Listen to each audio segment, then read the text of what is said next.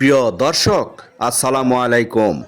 আজ 18 ফেব্রুয়ারি 2026 রোজ বুধবার আমি চলে আসলাম জয়পুরহাট জেলায় তিলেকপুর হাট বাজার ইউটিউব চ্যানেল থেকে আজকের আলুর খবর ও আলুর দাম নিয়ে।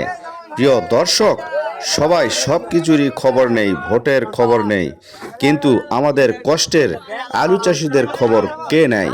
আলুর বাজার সহনীয় করা কি অদ্য সম্ভব? বিশ্বব্যাপী আলু একটি সুপরিচিত সবজি।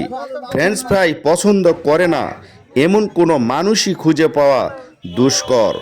বাংলাদেশের মানুষ তরকারি হিসাবে নানানভাবে আলু ব্যবহার করে থাকে। মাছ, মাংস, আলু যেন অপরিহার্য উপাদান। প্রায় সব ধরনের তরকারিতেই আলুর ব্যবহার হয়ে থাকে।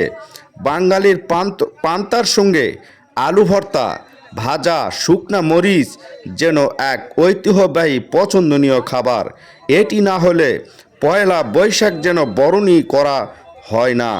অন্য কোনো কিছু না থাকলেও গ্রামের দরিদ্র সাধারণ মানুষজন আলু ভর্তার সঙ্গে উঠানে লাগানো গাছের কাঁচা মরিচ দিয়ে নাস্তা সেরে ফেলেন। নভেম্বর মাসে সেই আলুর দাম 100 টাকা ছাড়িয়েছিল।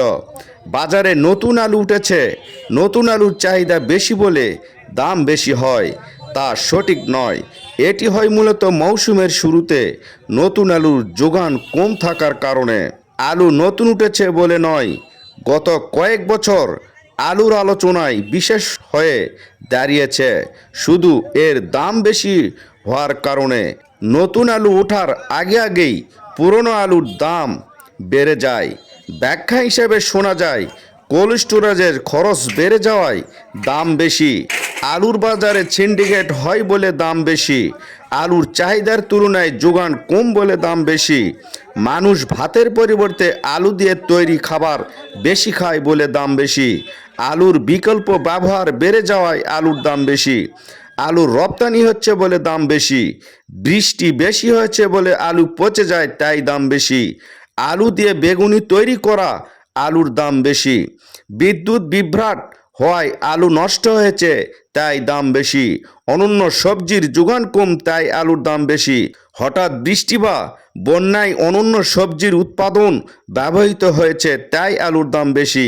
দাম বাড়ার আরও যে কত ধরনের কারণ শুনেছি, তা লিপিবদ্ধ করে শেষ করা প্রায় অসম্ভব বিষয়।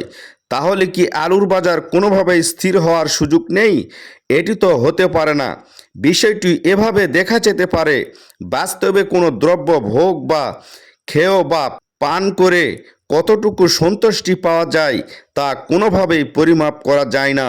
কিন্তু কতগুলো অনুমতি শর্ত ধরে নিয়ে অর্থনীতিবিদেরা তার ভিত্তিতে দ্রব্য ভোগের সন্তুষ্টি পরিমাপ করতে পেরেছেন। আলুর বাজার নিয়ন্ত্রণের ক্ষেত্রে সেরকম কিছু একটা করা যায়, সেটা চেষ্টা করে দেখা দরকার। প্রিয় দর্শক, চলুন জেনে আসি আজকের তিলেকপুর হাটের আলুর দাম কত যাচ্ছে। তিলেকপুর হাটের আলুর দাম জানতে অবশ্যই এই ইউটিউব চ্যানেল ও ফেসবুক পেজটি সাবস্ক্রাইব করবেন, ফেসবুক পেজটি ফলো করবেন, একটি লাইক করবেন আর ভিডিওটি শেয়ার করবেন। ধন্যবাদ। প্রিয় দর্শক, তিলেকপুর হাটে আজ প্রচুর আলুর আমদানি হয়েছে। আজকে দুই ধরনের আলুর আমদানি হয়েছে, একটি হলো ভিজা আলু, একটি হলো শুকনা আলু। ভিজা আলুর চাহিদা থাকলেও শুকনো আলুর চাহিদা কম আজকের হাটে। তো চলুন একজন ব্যবসায়ী মুখ থেকে জানি আজকের তিলেকপুর হাটের আলুর দাম কত যাচ্ছে।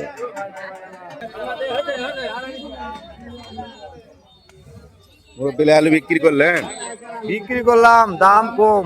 কত করে বিক্রি করলেন? 350। 350 টাকা মন বিক্রি করলেন। হ্যাঁ। প্রিয় দর্শক, আজকের তিলেকপুরের হাটের প্রচুর আলুর আমদানি। সামনে মাহের রমজান, এ কারণে হয়তো আলুর একটু আমদানি হয়েছে এবং আলু কেনার ব্যবসায়ী কম। এই যে দেখেন, প্রচুর আলু আমদানি হয়ে সবাই এখানে ওয়েট করতেছে। আলুর দাম কম, 350 টাকা মন বিক্রি হচ্ছে আলু।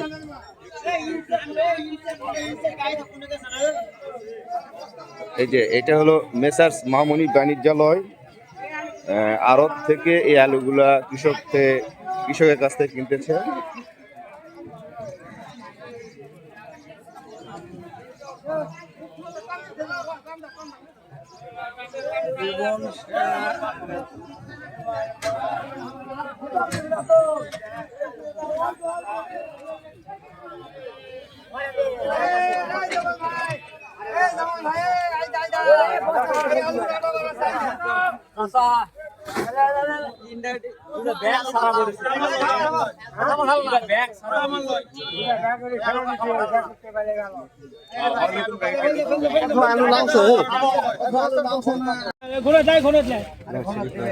এই যে দেখেন মেসার্স উজ্জ্বল ভান্ডার 320 টাকা মন ইলাজপুর হাটে।